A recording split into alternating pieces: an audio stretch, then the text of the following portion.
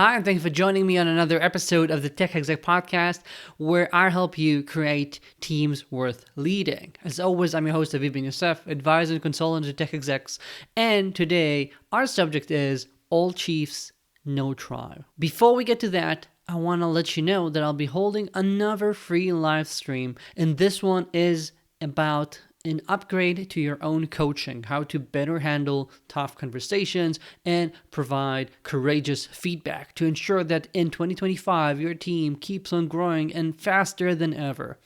Join me, it's free, and if you sign up, you're going to get my free coaching framework ebook as part of that. You'll find the link in the description. And now let's talk about All Chiefs, No Tribe.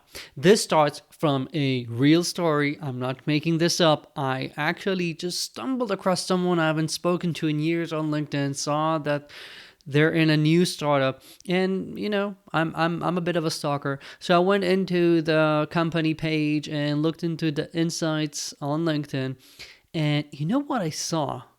The entire engineering organization has solely leaders, as in there's a CTO, a VP of engineering, a head of this, head of that, lead this, lead that. And I kept looking. There is not a single person there who has a simple title of an IC. Everyone's leading there.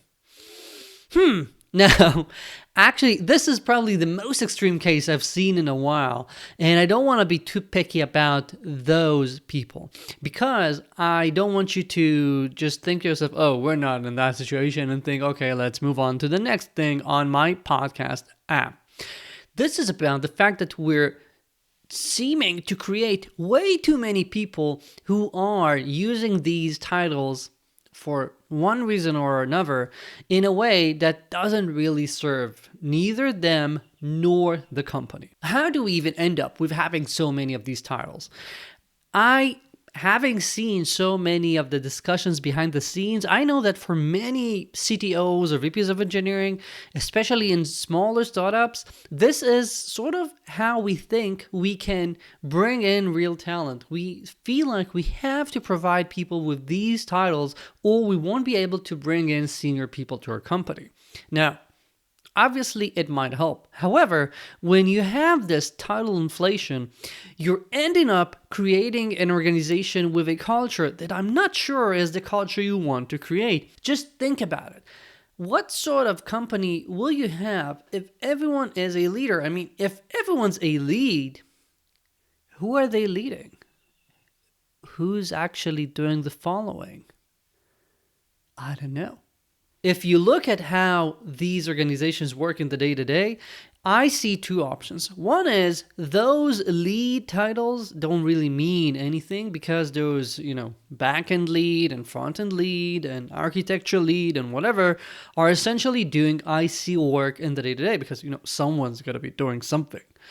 And when that's the case, we have a very critical case when we start teaching people. Titles mean nothing. We give you this, and yet it has no bearing on what you do 90% of the time. I don't think that's healthy, and I think that it's sending a bad signal outside when you're hiring more people. When those people who are your leads go on and talk to their friends and their colleagues, etc., about stuff, people will start sniffing out the fact that, what's happening over there? Why are they doing that with their titles?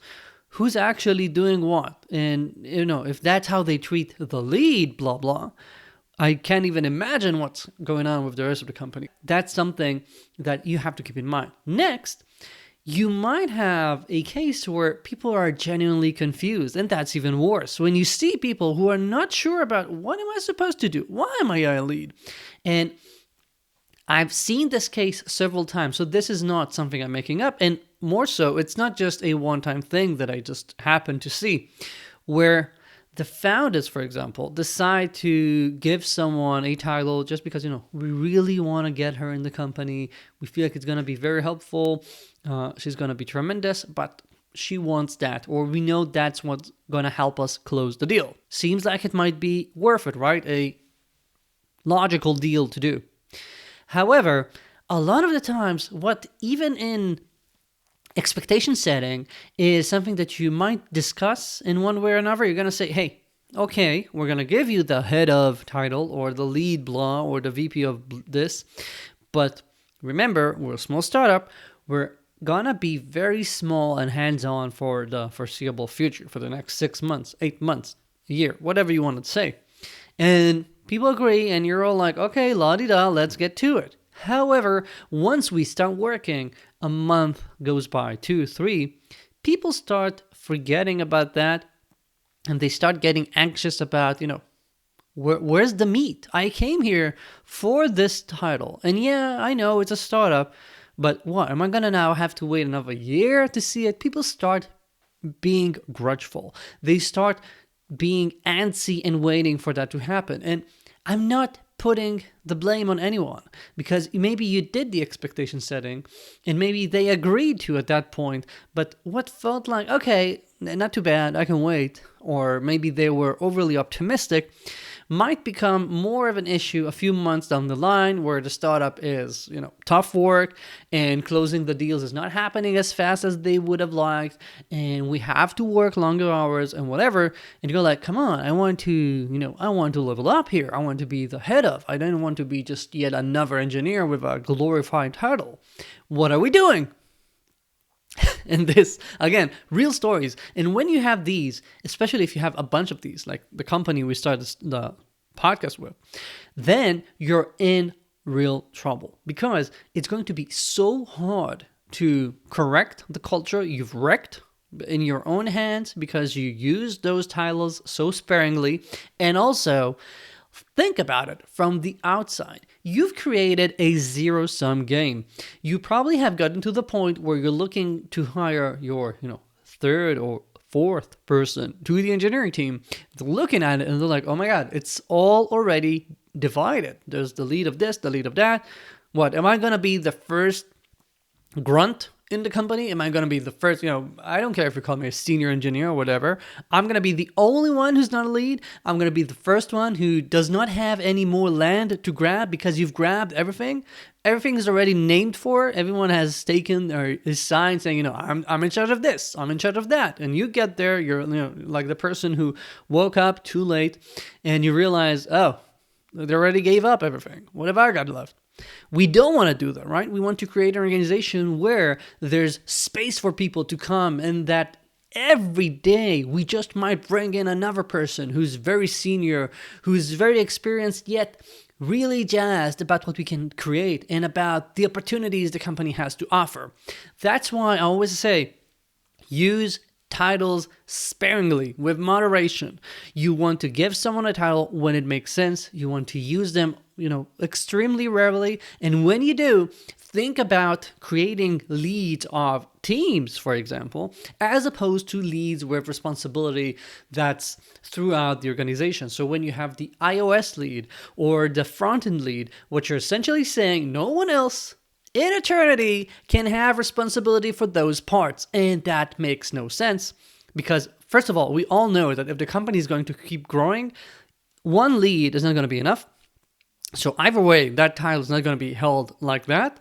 But not only are you creating that title that is not going to be, held forever, you've already sent the message for everyone right now that there's never going to be place for it. So people who don't understand how these things work, they're never going to be joining, because they feel like, okay, I'm already capped. There's already a glass ceiling in this company for me. There's no reason for me to try and get there. We don't want to be there. Instead, what you want to do is to create these titles, if you have to create titles, that allow room and space for people to grow, and ensure that you have a sane ratio between people who are supposedly leaders and people who are not. Because otherwise, we can all look at the org chart and see, come on, something here is not making sense. And are you kidding me, or are you kidding yourselves? Either way, I wouldn't like to be part of that company, especially as a relatively early employee. Would you? I don't think so. So, your takeaways today are, first of all, check out the free session, because, hey, why not? But in addition, I want you to think, are you using titles correctly? And are you ensuring that you're creating a culture that you can stand behind for years to come? And these titles can have such a negative effect on how things happen, and oftentimes a relatively very small positive one. So use them only when really needed. And if you're wondering, how do I make these decisions? How do I know? That's why you need support. That's why you don't have to go it alone. And therefore, if you have any questions, I'm your guy. Reach out to me. I have a few slots for free diagnostic calls, not sales calls, to help you in your 2025. So check out the link in the show notes. You have my email there as well. If you want to schedule a diagnostic call, just let me know and we'll try and find time if I still have free slots. Thank you. I'll be here next week.